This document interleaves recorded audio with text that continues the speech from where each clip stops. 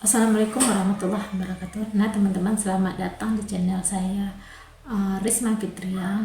Nah teman-teman, kali ini saya mau bercerita lagi atau menceritakan pengalaman saya teman-teman.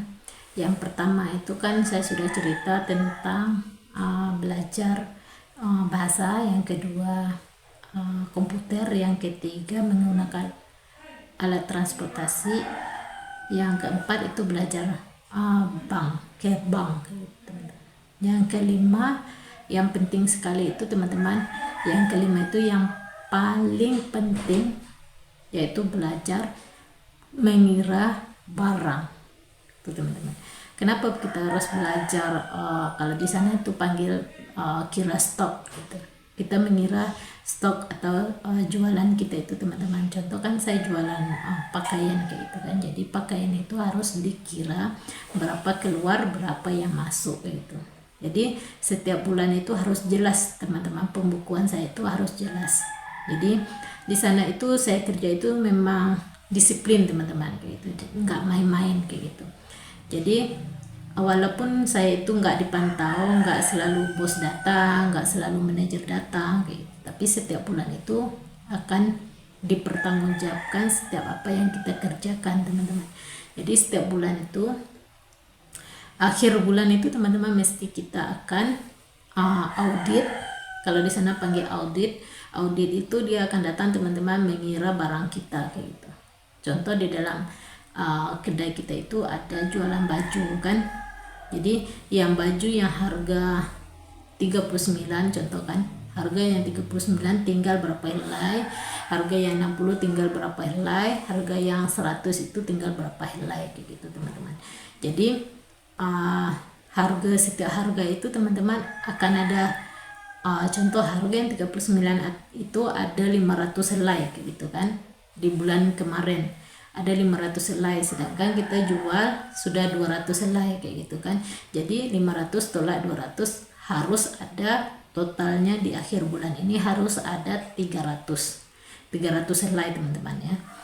Kalau nggak cukup 300 helai teman-teman, itu akan dicari kemana pergi kayak gitu, kenapa nggak cukup, atau saya sudah salah masuk. Contoh harga 39 saya tekan ke harga 60 kayak gitu. Jadi di komputer itu akan dicari kayak gitu.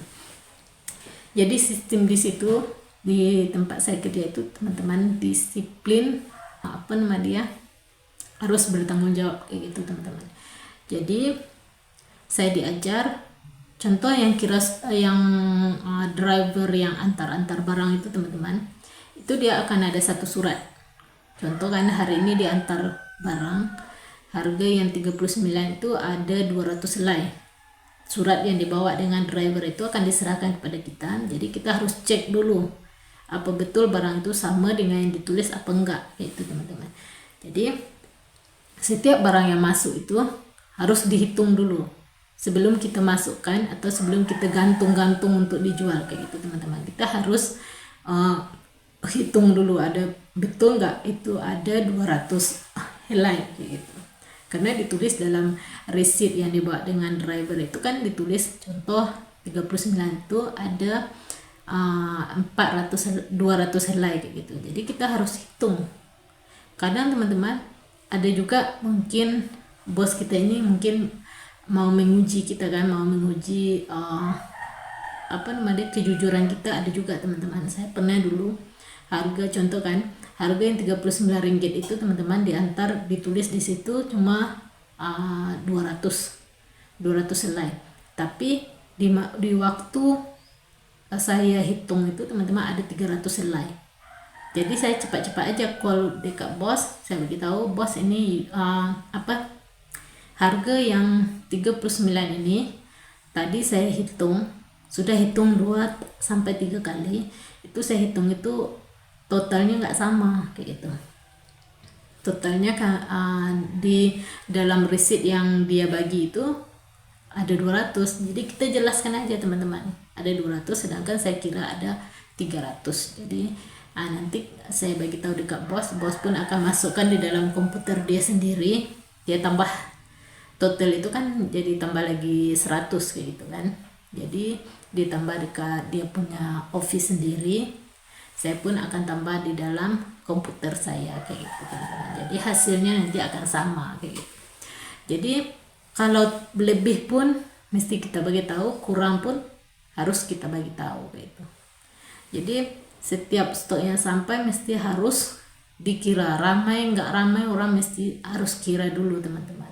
Saya kayak gitu orangnya teman-teman, nggak mau kerja itu kira esok aja, nggak mau kira lah kayak gitu. Saya nggak mau macam itu teman-teman. Saya mesti, karena teman-teman terlalu banyak kedai, terlalu banyak tempat yang dia mau jaga kayak gitu kan.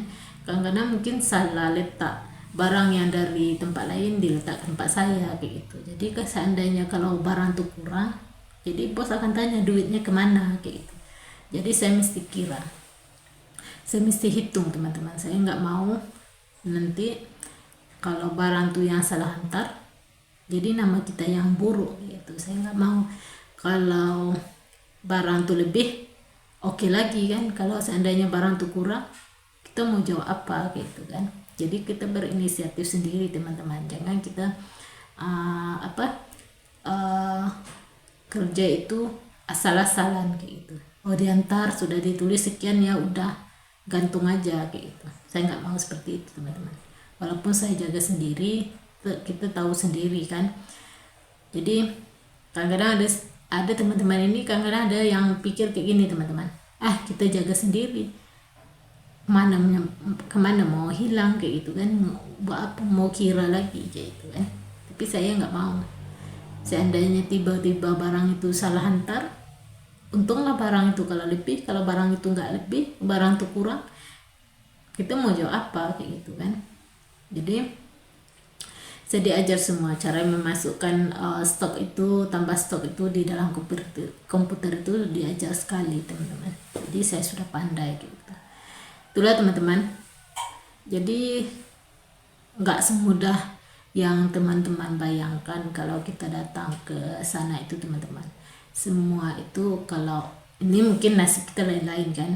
Kalau nasib saya seperti ini teman-teman. Jadi masuk aja ke sana langsung belajar semua kayak itu teman-teman. Jadi ilmu itu dimanapun kita bisa dapat teman-teman. Jadi saya belajar, semua itu saya belajar teman-teman, diajar. Bukan saya belajar sendiri, tapi saya diajar kayak itu teman-teman. Jadi saya bersyukur sekali teman-teman dapat kerjaan yang seperti ini. Walaupun saya kerja di situ cuma 2 tahun, walaupun 2 tahun teman-teman, tapi banyak ilmu yang saya dapat. Jadi saya kerja ke tempat lain atau masuk ke bos lain itu teman-teman, saya nggak penting, nggak perlu belajar lagi karena saya sudah pandai kan. Jadi saya nggak masuk ke bos yang lain itu kan, cuma tempat aja yang lain kayak gitu kan, tempat aja yang beda gitu. Jadi saya masih terapkan cara-cara kerja yang ada di bos yang pertama kayak gitu. Jadi kalau bos yang kedua itu teman-teman, dia nggak ada mengajar saya apa-apa teman-teman, nggak pernah berjumpa dan nggak pernah tak ada bagi tahu apa-apa. Cuma dia bilang barang saya antar sekian itu aja teman-teman. Nanti akhir bulan saya antar lagi, saya kira lagi kayak itu. Karena rata-rata tempat kerja itu lebih kurang aja teman-teman. Cuma kalau kita yang pribadi ya pandai-pandai aja kayak gitu kan.